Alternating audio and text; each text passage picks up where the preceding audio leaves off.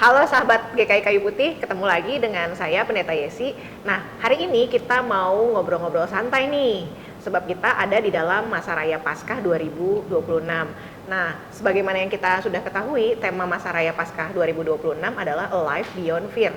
Dan saya saat ini ditemani oleh seorang anggota jemaat GKI Kayu Putih, namanya Kak Veka. Dia adalah seorang psikolog klinis. Ya, halo sahabat GKI Kayu Putih, nama saya Veka Angge Pramita, saya seorang psikolog klinis. Kita mau ngobrol apa ya Kak Yesi? Saat ini kita mau ngobrol-ngobrol santai soal fear, soal rasa takut gitu ya. Nah, menurut Kak Veka, apa sih artinya ketakutan itu? Apa aja sih contoh-contoh ketakutan di masa kini gitu? Jadi kalau takut itu atau fear ya, itu biasanya ada wujudnya. Jadi dihadapi secara langsung tuh Kak, takut. Tapi orang seringkali salah ketika mengidentifikasi antara fear, takut dengan cemas atau anxious. Jadi kalau cemas tuh sebenarnya bendanya belum ada, tapi rasa tidak nyamannya sudah mulai muncul gitu. Jadi itu perbedaannya. Dan fear itu ada 3 lapisan gitu ya.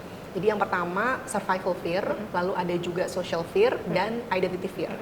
Jadi kalau survival fear itu sebenarnya ketakutan tentang hidup untuk aman gitu ya. Yang namanya survival jadi mungkin berhubungan dengan takut nggak bisa makan, takut nggak punya uang gitu ya, atau takut mati gitu ya. Kalau social fear takut tidak diakui. Sementara kalau identity lebih tentang rasa di dalam diri gitu, tidak percaya diri gitu ya. Jadi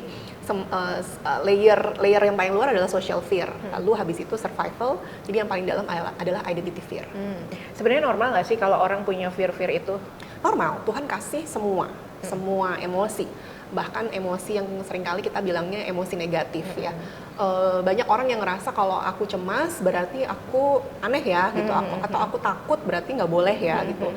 Atau bahkan ketika aku sedih, aku nangis, itu nggak boleh nih gitu. Ada semacam konstruk sosial yang terbentuk, contohnya laki-laki tuh nggak boleh nangis gitu ketika dia sedih. Padahal tidak, jadi semuanya sudah terberi. Hanya saja ketika berlebihan, nah itu yang sebaiknya sudah mulai aware. Karena ketika berlebihan maka ada dampak lain nih dari emosi-emosi ini, baik yang positif ataupun yang negatif terhadap diri sendiri ataupun lingkungan di sekitar individu itu, Kak. Oke. Tadi Kak Veka juga bilang bahwa fear itu beda dengan anxiety ya, dengan anxious ya. Soalnya kan kalau kita dengar kan pada saat ini tuh orang-orang tuh sering bilang, aduh gue anxious nih gitu. Gimana sih biar bisa teman-teman itu bedain lebih detail gitu? Mungkin Kak Veka bisa kasih contoh-contohnya kayak gitu gimana? Oke.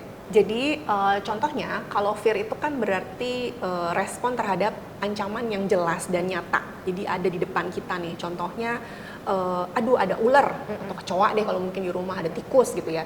Dan itu langsung reaksi yang dirasakan adalah reaksi di dalam tubuh yang bereaksi. Misalkan jadi jantungnya kayak berdegup lebih kencang gitu ya. Atau anak kita mau jatuh jadi refleksnya kita langsung gini misalkan gitu. Nah itu panik kan gitu. Nah terus juga ada suara yang keras kita gitu. Nah itu jadi nyata ada pemicunya. Tapi kalau misalkan cemas itu sebenarnya ketidaknyamanan terhadap ancaman yang belum tentu terjadi. Dan itu, jadi kalau tadi takut, kalau kita ngomongin otak nih, bagaimana cara otak bekerja, si takut itu lebih banyak diatur gitu ya, atau terkoneksinya sama salah satu komponen di otak namanya amigdala. Si amigdala ini emang sifatnya reaktif gitu. Sementara kalau cemas, dia komponen itu yang mengatur berhubungan sama kemampuan berpikir. Jadi prefrontal cortex di bagian depan ini Kak, kemampuan berpikir luhur. Nah jadi kenapa lebih ke arah what if, planningnya kalau di masa depan terjadi sesuatu gimana ya gitu. Nah itu yang berpengaruh sebenarnya. Jadi di dalam otak komponen yang bekerjanya berbeda nih. Kalau amigdala bereaktif sehingga dimunculkan oleh gejala fisiknya gitu. Langsung saat itu ada langsung. Tapi kalau cemas dia sifatnya gradually. Jadi mungkin sedikit-sedikit. Gitu. Oke. Jadi clear gitu ya teman-teman, perbedaan antara fear dengan anxiety dengan kecemasan gitu kan. Jadi saya bayangin juga kalau misalnya lagi stres karena pekerjaan gitu ya, karena bosnya itu, nah itu masuknya fear ya gitu ya, karena objeknya ada gitu. Iya, iya. Jadi kalau fear seringkali ketika survival, kalau zaman dulu, tadi kalau kita bicara soal layer, survival tuh kalau zaman dulu mungkin kalau ada dikejar-kejar sama dinosaurus baru terasa. Tapi kalau fear survival yang sekarang adalah notifikasinya. Nah kalau dari KYC sendiri di Alkitab itu ada nggak sih contoh-contoh yang berhubungan dengan takut gitu yang dibahas sama Alkitab atau cemas gitu dari tokoh-tokoh Alkitab, ada nggak Kak? Ada Kak. Jadi tokoh-tokoh Alkitab kita juga mengalami berbagai macam ketakutan. Tapi kalau di Alkitab dari sisi biblical gitu, ada yang disebut dengan holy fear, ada yang disebut dengan unholy fear. Ya seperti tadi kan KVK itu juga bilang bahwa ternyata fear itu memang adalah sesuatu yang normal kan, yang bisa kita miliki gitu sebagai manusia. Dan ketakutan itu di dalam Alkitab itu ada yang sifatnya holy, ada yang juga unholy, ada yang kudus dan yang tidak kudus gitu. Contohnya nih, kalau yang holy itu kalau kita ingat Kejadian 39 gitu ya, waktu Yusuf di rumah Potifar, terus dia digoda sama istrinya Potifar, tapi dia memilih untuk tidak melakukan hubungan dengan istri Potifar sebab dia takut akan Tuhan gitu.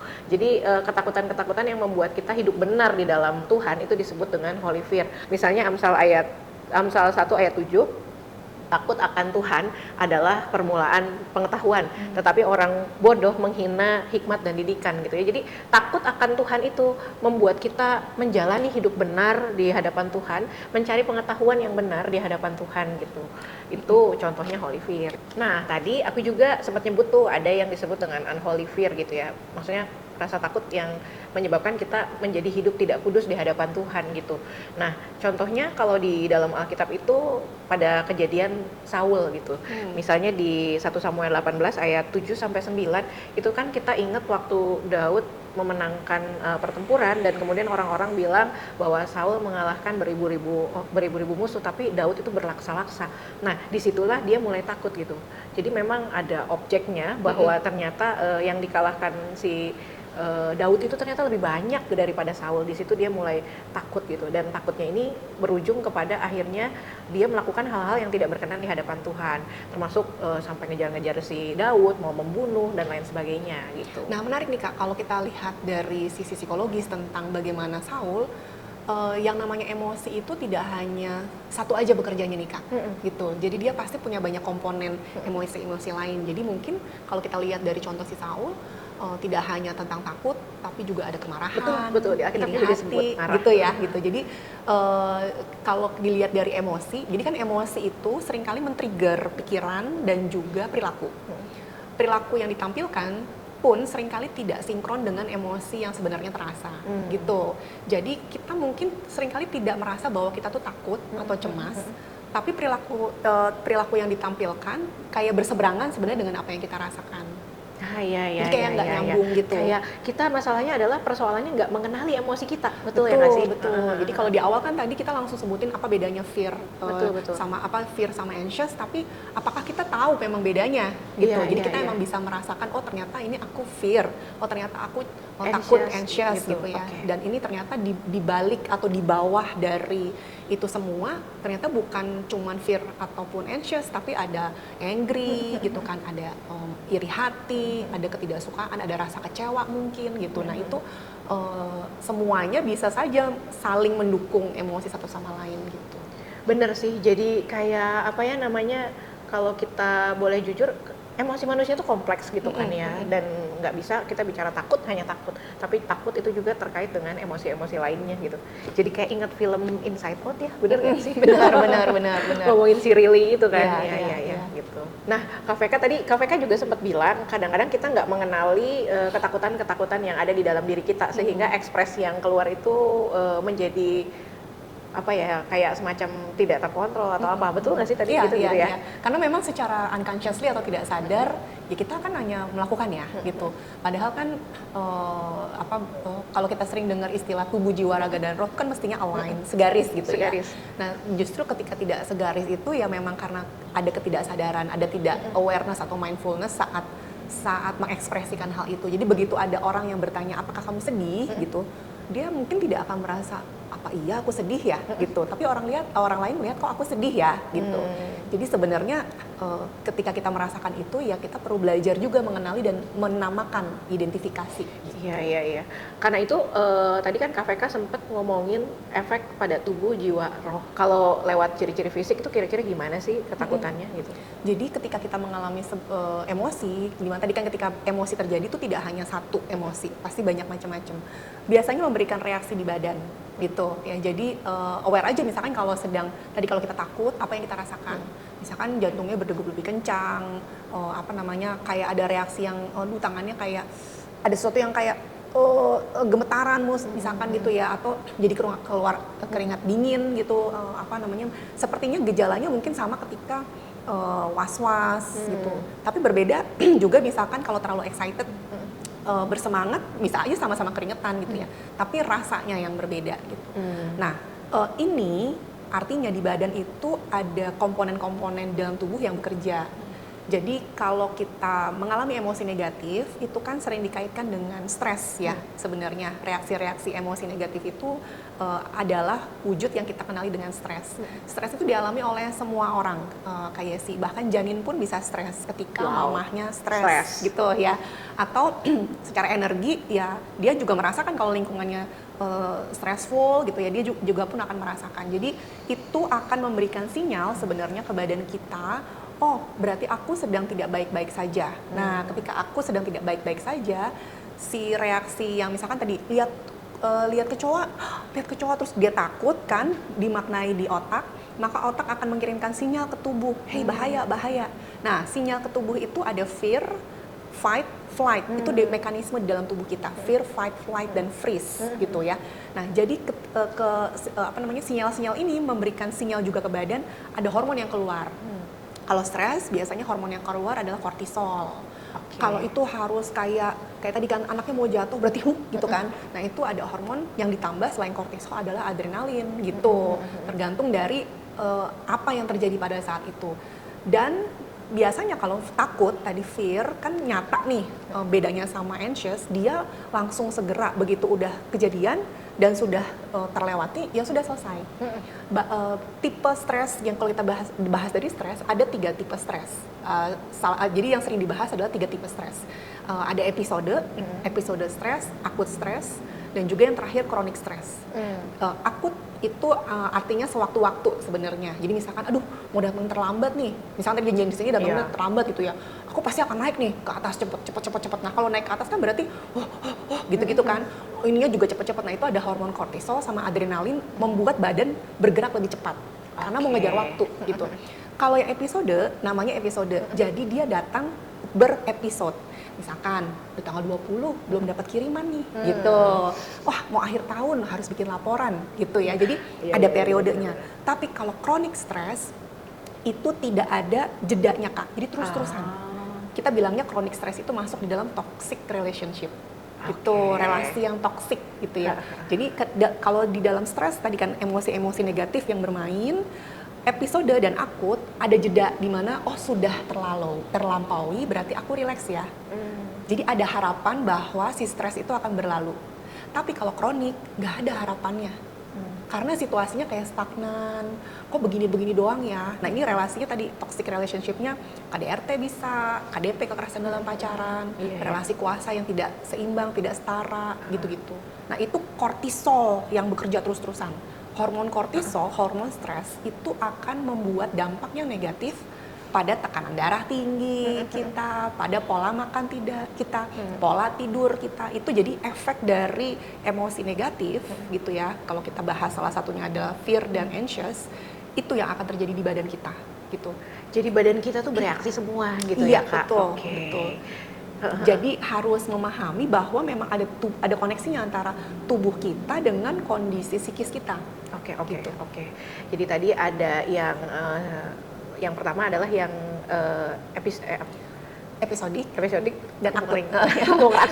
Yang pertama apa episodik? Berepisode. Yang kedua sama akut stres. yang terakhir. Yang ketiga itu chronic stres. Ya. Ada stres yang lain yang memotivasi, namanya eustress. Oke. Tapi memotivasi. Iya. Karena bisa mengatasi ada tekanan, tapi dia bisa diatasi. Ini ada resiliensinya gitu. Ada ya? resiliensinya. Gitu. Nah Kak, kalau di Alkitab tuh ada nggak sih contoh-contoh tokoh Alkitab yang tadi misalkan mengalami depresi, burnout gitu. Jadi kalau bedanya burnout sama depresi, jadi setelah stres yang berkepanjangan masuk di chronic stress nih Kak. Nanti sekitar 6 bulan lalu masuk ke burnout. Burnout setelah 6 bulan. Burnout itu reaksi fisiknya adalah kelelahan yang tidak berkesudahan. Jadi udah istirahat, udah tidur seharian di Sabtu Minggu, kok bangun nggak seger ya? Gitu. Kok kayaknya badannya capek terus ya? Gitu. Kok capeknya kayak nggak habis-habis ya? Nah itu fatigue, itu udah masuk burnout gitu. Baru ke depresi nih sebenarnya dia. Jadi depresi itu ada fase, ada gangguan gitu. Nah kalau di Alkitab ada nggak contohnya Kak? Ada banget sih Kak, misalnya Elia gitu ya, waktu dia dikejar-kejar Isabel mau dibunuh gitu ya. Nah dia itu juga kan lari kabur gitu kan, dia lari gitu ya. Terus juga dia kayak sampai di fase mau merasa kayaknya lebih baik selesai aja, lebih baik game over aja gitu ya ibarat kata gitu.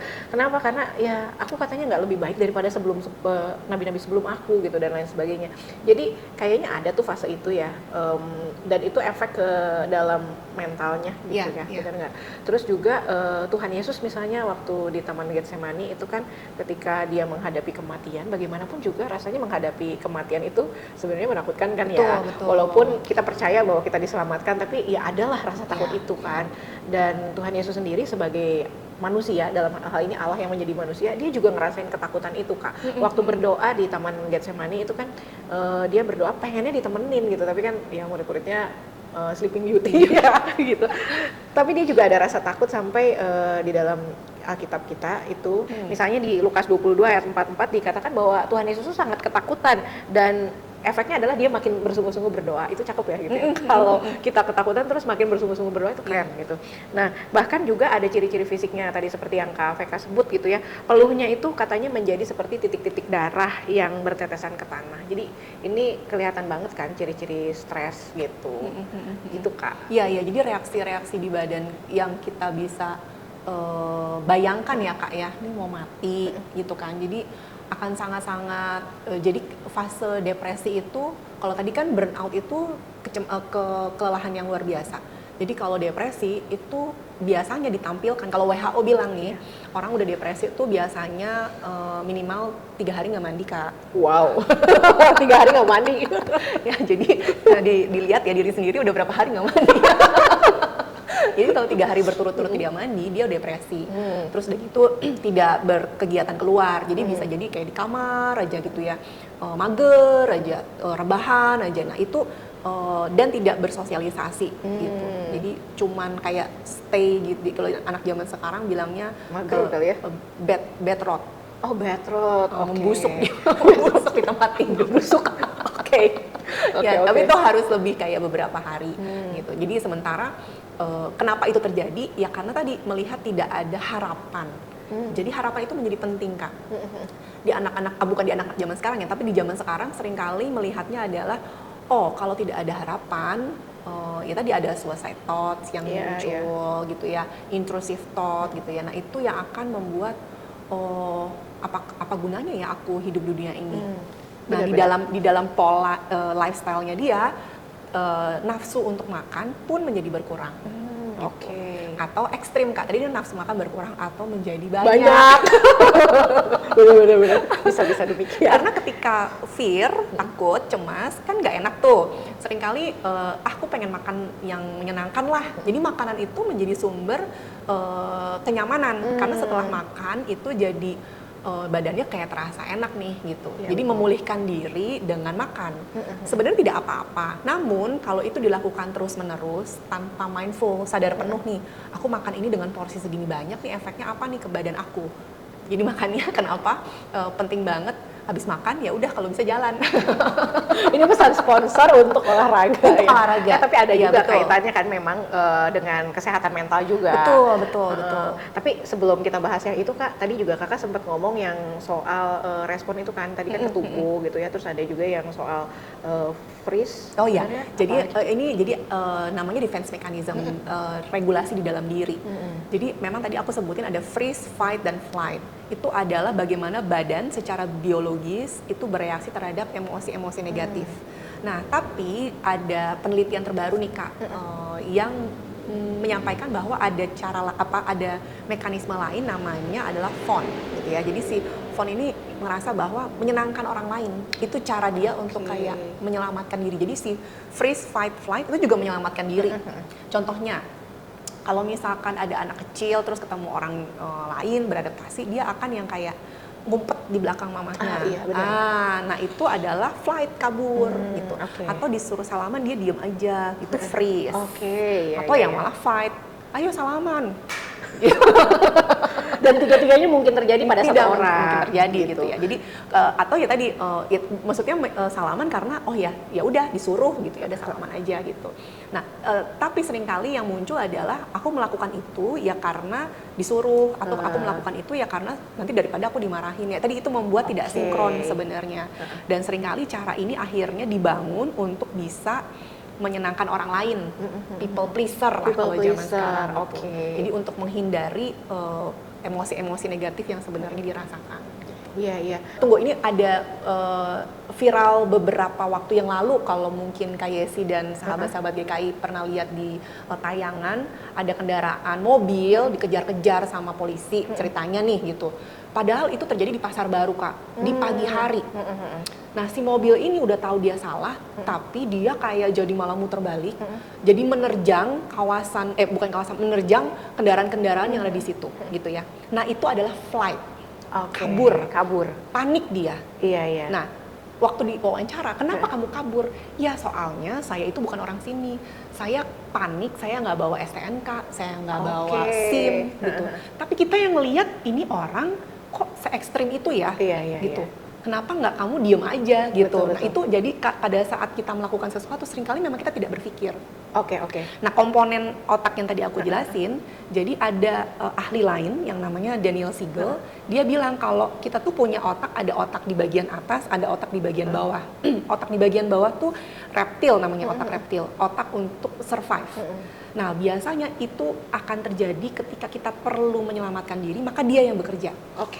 Tapi kalau kita perlu berpikir, otak bagian atas, gitu. Ini pakai metafora sebenarnya sih. Jadi bukan berarti kita otaknya ada atas bawah ya. Otak itu hanya ada hemisfer kanan dan hemisfer kiri. Nggak ada otak tengah ya. Apalagi otak udang. Ya jadi, makanya itu yang terjadi.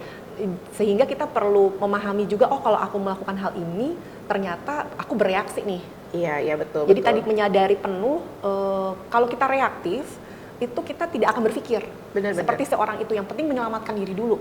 Jadi kuncinya tuh harus stay cool ya, Kak? Iya, kuncinya stay cool dan nafas, Kak. Nah, benar juga. Karena nafas itu membuat kita jadi kirim sinyal ke badan kita untuk tenang. Kita nggak bisa bilang tenang, sabar, nggak bisa. Karena tenang dan sabar itu masuk ke logika berpikir, ke otak. Iya, tapi badan yang bereaksi. Jadi badan perlu ditenangkan dengan badan juga reaksi dengan bernafas, tadi olahraga, yang kayak gitu, Kak. Bener. Soalnya, Kak, aku bayangin ya, kalau banyak hal keputusan di dalam hidup kita ambil karena kita takut atau reaktif gitu. Iya. Kebayang nggak? Misalnya, aduh udah usia 30 tahun nih, belum kawin nih, ya udah deh, asal ada yang mau kita kawin aja. Gimana gitu ya, syukur-syukur kalau pasangannya oke gitu ya. Ternyata red flag semua itu kan, waduh repot juga kan betul. Gitu kan. Nah tadi aku jadi ingat dengan cerita yang Tuhan Yesus berdoa, yang tadi kakak sampaikan. Kalau Tuhan Yesus, aku bayangkan Tuhan Yesus berdoanya nggak mungkin cepat-cepat. Iya. Dia pasti berdoanya dengan pelan-pelan, banyak tarik nafas. Benar. Karena kebayangnya kalau kita takut terus kita berdoa gitu kan, aduh itu bahkan kayak mau ngomong aja susah tuh. Kayak pernah ada yang cerita sama aku gitu ya, kalau takut tuh boro-boro bisa berdoa dengan kata-kata yang wow gitu ya. Kadang dia cuma bisa ngulang-ulang doa Bapa Kami aja, and it is okay gitu. Itu bagus gitu. Nah tadi kakak juga sempat ngomong tarikan nafas sebenarnya itu juga salah satu hal yang memang menurut aku tuh penting banget gitu. Secara teologis kalau kita ngomongin nafas itu kan kita sebenarnya lagi ngomongin Roh Kudus. Roh Kudus itu ruah kalau dalam bahasa Ibrani gitu ya. Dan Roh Allah itu ada di dalam tarikan nafas kita gitu. Jadi sebenarnya ketika kita lagi tarik nafas, menenangkan diri kita gitu ya. Misalnya lagi meeting di kantor, bahasannya bikin kita tertekan, mungkin kita keluar sebentar, kita exhale, inhale gitu ya. Nah disitulah Roh Allah itu sebenarnya sedang bekerja. Roh Kudus itu bekerja. Bahkan ketika kita dalam persoalan yang sangat rumit gitu ya, di dalam kitab Roma tuh disampaikan bahwa roh itu yang berdoa untuk kamu gitu, dengan keluhan-keluhan yang tidak terucapkan gitu ya. Nah, iya bahkan di dalam Roma 8 ayat 26 tuh Kak dikatakan bahwa roh membantu kita di dalam kelemahan kita, sebab kita tidak tahu bagaimana sebenarnya harus berdoa. Tetapi roh sendiri berdoa untuk kita kepada Allah dengan keluhan-keluhan yang tidak terucapkan gitu. Jadi mungkin kita kalau takut itu benar-benar sampai nggak bisa ya kayak nggak bisa berdoa gitu ya kan, mau berdoa apa, tapi itu sebenarnya Roh Kudus itu sedang berdoa buat kita gitu. Kita saya diingatkan oleh seorang temen kalau misalnya lagi takut tuh cukup aja nyebut nama Tuhan Yesus gitu. Kayak bahkan ada meditasinya gitu. Tarik nafas terus hembuskan gitu ya sambil ngomongin Yesus atau Maranatha gitu sampai Tuhan datang gitu sih Kak. Kayaknya memang ternyata connected ya antara psikologi dan teologi tuh, benar nggak sih? Iya, kan? betul. Nah Kak, jadi nih kembali lagi ke tema kita kan, tema Paskah kita kan Alive Beyond Fear gitu.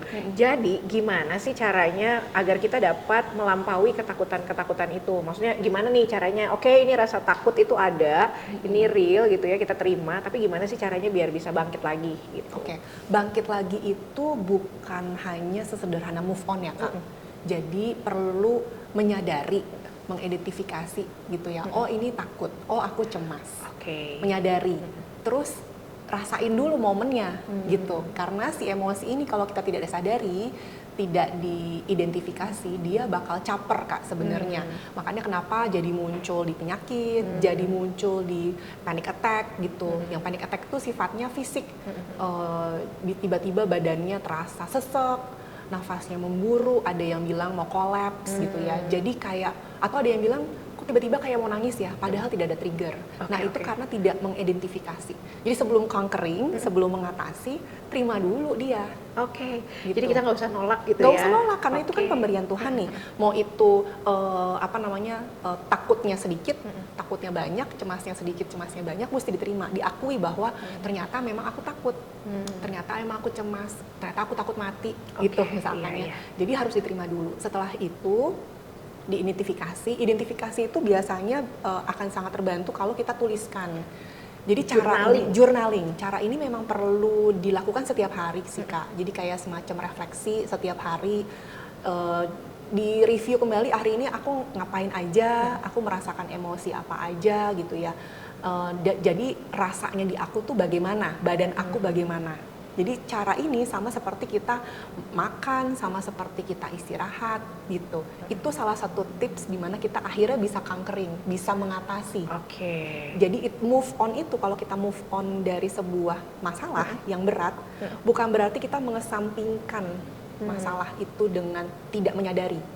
Tidak menyadari itu sama aja kayak ini masalahnya terus diangkat, masukin ke sini, terus udah tutup.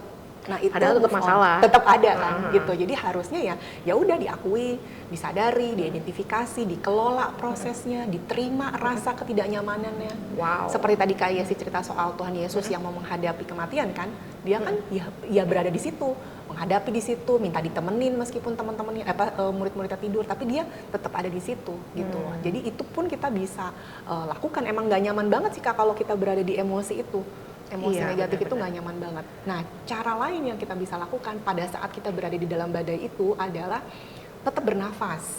Nah, nafas ini kenapa menjadi penting bolak-balik kita sebutin tadi ya? Betul. Karena pada saat kita mengalami emosi negatif, stres yang sangat tinggi gitu ya, atau stres yang tadi cuma sebentar-sebentar muncul, seringkali nafasnya tidak disadari terhenti Kak. Iya sih, benar juga sih.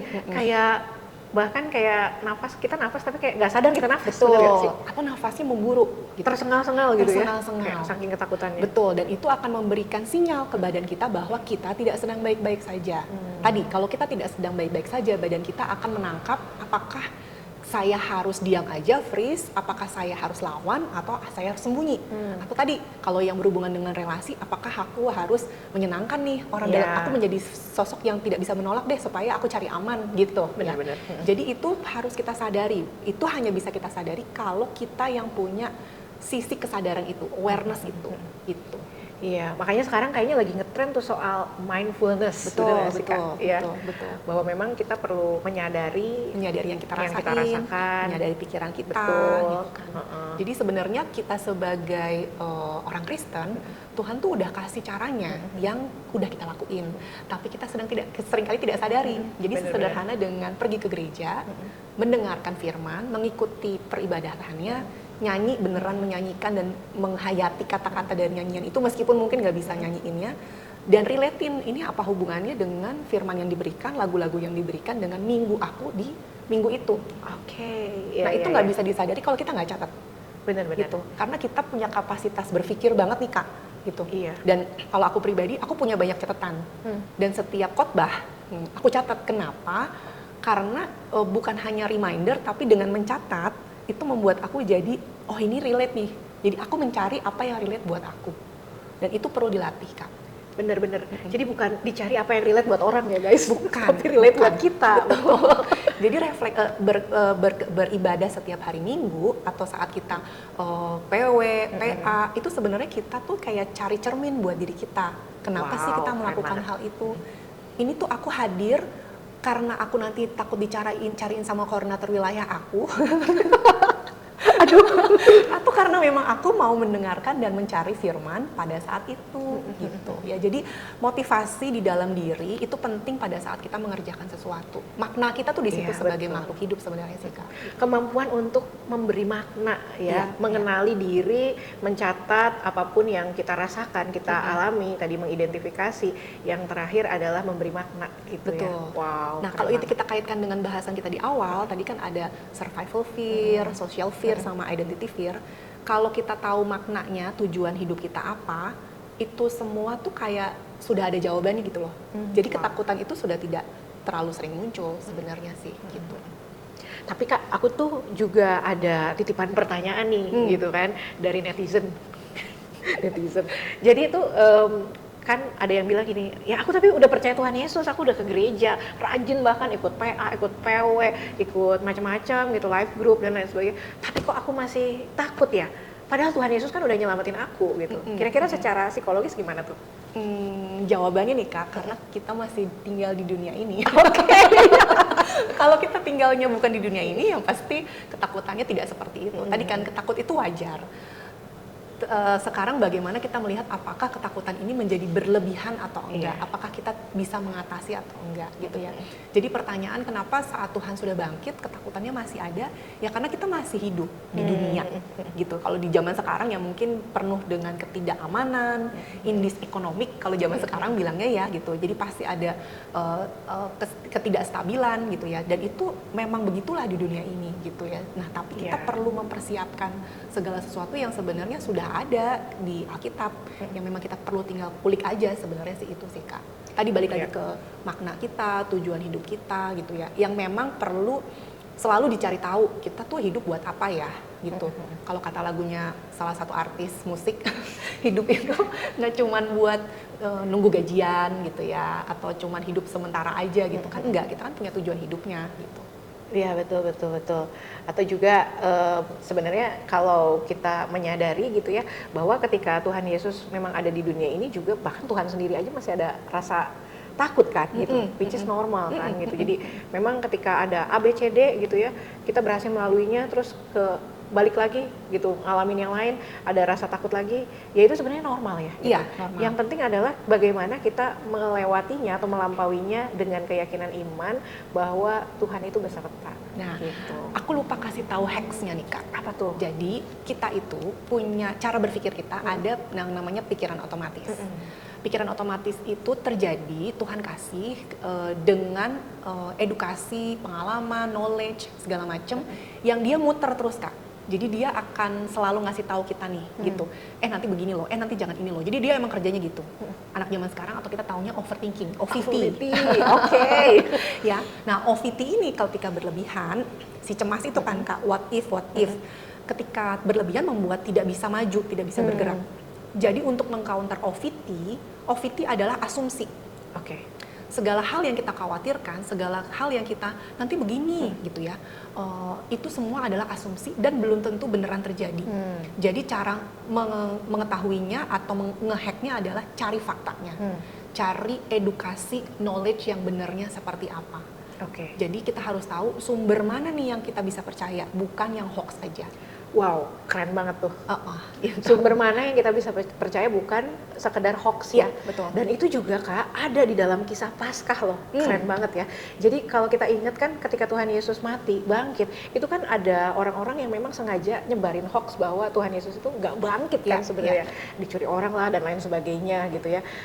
Dan di sisi lain para murid itu sebenarnya juga ngalamin ketakutan. Itu ciri-cirinya ketika mereka ada di dalam ruangan, pintu-pintu terkunci dan lain sebagainya. Itu kan tanda mereka takut kan. Dan ketika mereka takut itu Tuhan itu muncul berkali-kali gitu ya sebagai sebuah fakta bahwa Tuhan itu bangkit gitu.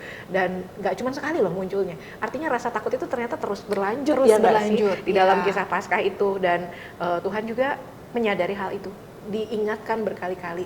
Jadi ada memori baik yang ternyata Tuhan itu berikan bahwa aku ada di sepanjang abad dan tempat untuk menyertaimu di tengah ketakutan. Ya, jadi ketika kita terlalu banyak fokus pada emosi negatif, maka kita akan lupa terhadap emosi positif. Begitu juga memori nih, memori negatif, emosi negatif. Kalau kita banyak fokus di situ, dia yang akan lebih banyak bertumbuh dengan cepat gitu.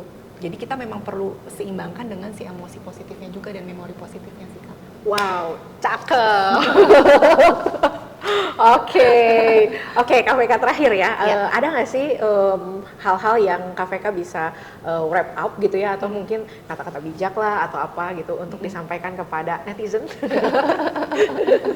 Iya, jadi kehidupan itu nih guys, akan selalu ada masalah, selalu penuh dengan masalah ya. Jadi mindset itu yang sebenarnya kita harus sadari. Jadi justru jangan kaget kalau ada masalah, tapi setiap masalah pasti selalu ada solusinya. Sebelum kita cari tahu solusinya itu apa, kita perlu tenang tadi dengan bernafas. Ditambah dengan berdoa ya Kak ya, memanfaatkan saat teduh, memanfaatkan mendengarkan lagu-lagu musik rohani misalkan, mencari kata-kata yang menenangkan lewat ayat-ayat. Makanya tadi aku bilang, si Alkitab ini tuh udah kayak mindfulness yang sebenarnya gitu, latihan bagaimana kita terkoneksi itu sebenarnya sudah kita lakukan, tapi ketika kita tidak menyadari maka kayak nggak tune in gitu ya. Selalu cari makna sebenarnya, motivasi dari kita tuh apa melakukan ini semua. Apakah misalkan aku melakukan ini karena aku takut, aku melakukan ini karena aku butuh duit. Ya kalau iya ya nggak apa-apa, diakui aja gitu. Jadi jangan di-deny gitu ya, karena semua emosi itu valid gitu ya.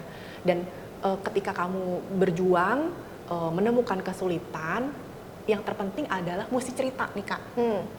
Ada tagline-nya kayak lelaki tidak bercerita. Oh no. Tapi ternyata sebenarnya enggak gitu ya. Jadi sebenarnya setiap orang tuh harus cerita, hanya mencari orang yang tepat aja. Jadi tadi kalau tadi belum dapat orang yang tepat, dengan berdoa ya. Berdoa sulit ya, tulisin doanya nih di gereja kan lagi ini kan Kak, menuliskan prayer hub. Gitu. Itu tuh cara yang tepat banget untuk kita bisa meluapkan apa yang menjadi kekhawatiran kita gitu. Itu salah satu teknik dari metode mindfulness juga sebenarnya gitu ya. Nah, jadi jangan pernah berhenti berharap dan mencari apa makna di dalam kehidupan. Itu aja sih Kak. Wow, keren banget. Oke teman-teman, jadi kita bisa simpulkan ya tadi apa yang seperti KVK bilang, bahwa hidup berkesadaran itu adalah hal kunci untuk mengenali rasa takut dan juga emosi-emosi negatif lainnya gitu, mengenali, menamai, dan bahkan bisa melampaui. Nah, doa aku sama seperti apa yang disampaikan dalam kitab Mazmur 19 ayat 13 nih. Siapakah yang dapat mengetahui kesesatan? Bebaskanlah aku dari apa yang tidak kusadari. Oke, semoga teman-teman terbebas dari hal-hal yang membuat kita tidak sadar gitu. Jadi dengan mindful kita menyadari setiap emosi-emosi yang Tuhan anugerahkan di dalam diri kita, baik itu emosi yang negatif maupun emosi yang positif, dan kita bisa mengingat memori-memori yang Allah berikan bagi kita gitu ya. Baik itu penyertaan Tuhan yang sudah pernah kita alami, sehingga kita juga bisa bouncing back. Artinya kita punya daya untuk berjuang dan melampaui ketakutan kita, daya untuk bangkit. Selamat bangkit dan selamat Paskah, Tuhan memberkati. Dah.